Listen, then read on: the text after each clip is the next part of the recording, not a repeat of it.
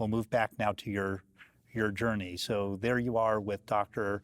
Flynn, and what did you hear him say? And it sounded like you already had a very strong opinion, but how'd you think about it? I did. I was leaning definitely to not doing chemotherapy.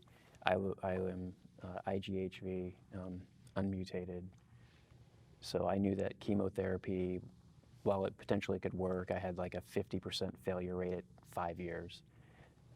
I want to say the 5-year data had just come out on the initial ibrutinib trials, and while it was a small study for previously treated patients, they were, of the 31, 90% of them were still progression-free at 5 years.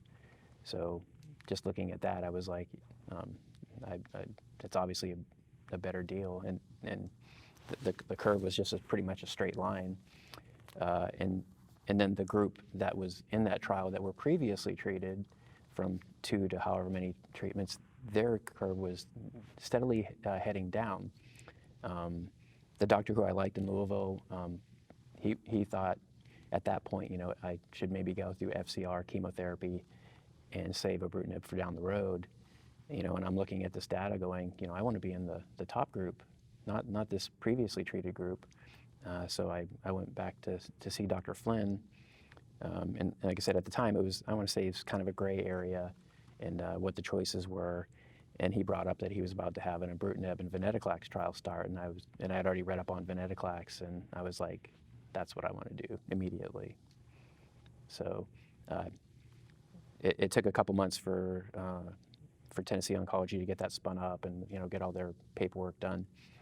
And I pretty much had all my stuff ready to go. So I believe I'm his first patient in that trial with his group. The trial, was in other sites earlier, but at his site.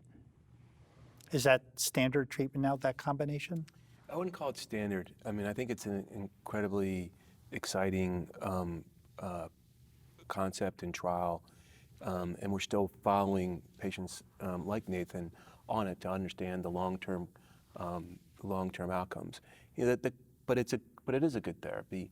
I still think the single agent ibrutinib is probably the most common and most standard frontline therapy. There are other frontline therapies with venetoclax that don't use chemotherapy, but the combination of venetoclax and ibrutinib, I don't use it outside of a clinical trial.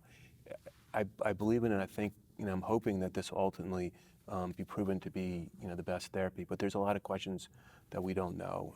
It's also, as we talked about earlier, it's also quite expensive if you're not part of a clinical trial. And I think there's real debate, or we say equipoise in the field, that we don't know the answer about whether you're better off sequentially using these therapies or using them together at once. And so I don't do it outside of a clinical trial for most patients.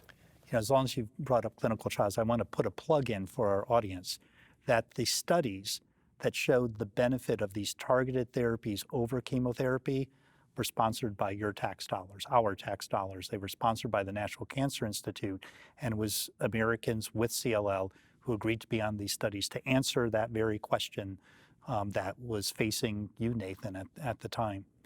Lisa, what did you think about his choice?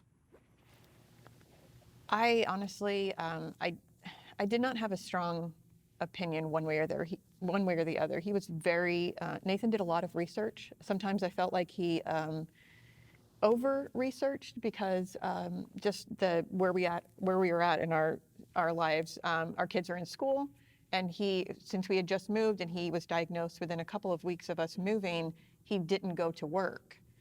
So he had a lot of time all day long to research. And it was all we talked about for a long, long time. So given everything that he understood and knew, and definitely as a nurse himself, he understood things in a way that I didn't. So I didn't have a strong opinion one way or the other. There was some fear in feeling like he was a guinea pig, and at 45, with young children, I didn't necessarily want my husband to be a guinea pig. But I think that's where the providers were really good about explaining the benefits and how this is, one of, Nathan's best chances for a long remission. So I trusted Nathan that he understood it more, and I felt like ultimately it was his decision because this is happening to his body. And yes, it's our lives, but he had to be comfortable. And so I really put my trust in whatever he felt was best for him.